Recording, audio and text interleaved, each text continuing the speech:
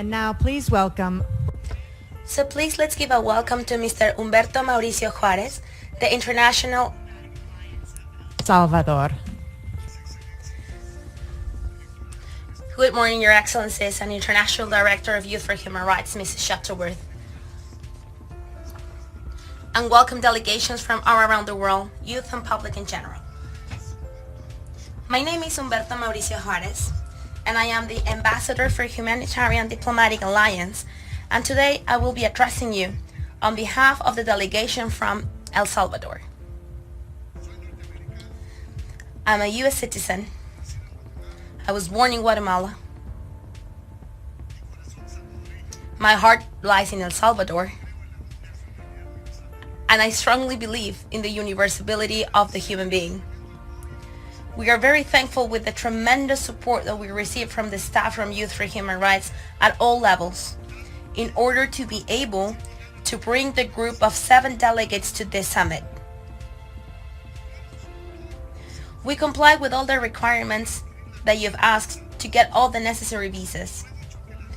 We were told that the visas were approved completely, at least from the embassy. And then only 24 hours prior to their trip, they told us by the same embassy that, they changed their minds, so no, now the visas were not approved. We understand protocol, but at the same time, we believe that it's impossible to get educated if the opportunities are not given or if the opportunities are taken away. As a result of this incident, we have decided to duplicate the Youth for Human Rights Summit in El Salvador.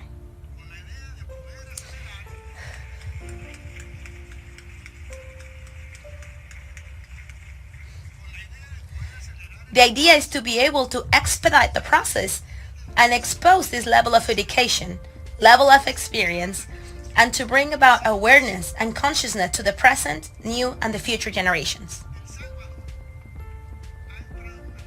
El Salvador has entered into a new era. This is called the era of the new ideas. Our new president, Mr. Nayib Bukele, is the youngest president of the world. He's only 36 years old, and he's a strong believer in eradicating corruption and injustice. He has come about to swipe us with their new ideas and his youth. He also promotes the good practice and implementation of human rights. As this summit goes forward, we continue to hear more and more great stories and testimonies of the advancements of different projects around the world. We appreciate the vision of Youth for Human Rights and consider ourselves to be a part of this great family. After hearing all the speakers yesterday, I actually don't feel like there's so much to say.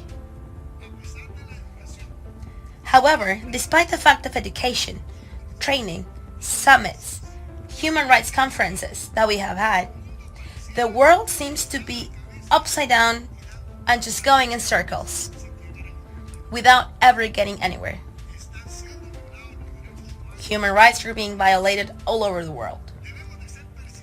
We must definitely be persistent, consistent, and radical with the expansion of the good news of human rights. As I travel around the world, regardless of which continent I am, there seems to be a lack or little knowledge on this matter. There is a lack of integrity, ethics, and a lack of other values everywhere. There is a need of leadership that is based in ethics and not based on data only. We must rise up, not just as one voice, but as agents of change, and go ahead and make a difference ourselves. I strongly believe that in this venue, there may be seated our next Nelson Mandela, perhaps our next Martin Luther King, or, probably a potential Mother Teresa, or anyone whatever your name is. We must stop discrimination at all cost. We're all born equal and free, and we all have rights. Nobody should be discriminated for any reason, regardless of their nationality, their culture, their language, their gender, their religion, or their skin pigmentation, or their eye pigmentation. Regardless of all of the different ideas or languages, or even the way you practice your spiritual beliefs. Truth be told is that at the end of the day, our blood is red. Regardless of our differences, we're all humans.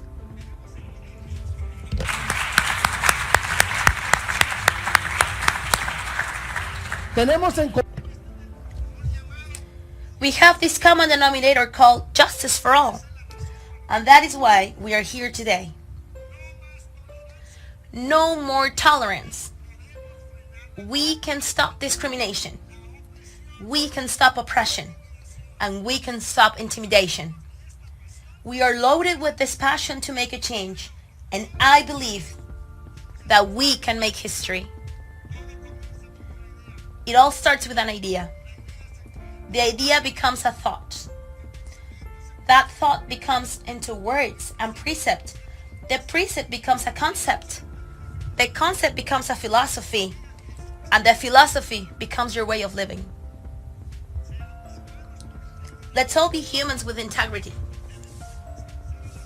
We need to bring awareness at all levels. In our homes, in our families, in our groups and education centers, at a government, business world, the world of arts, and through multimedia.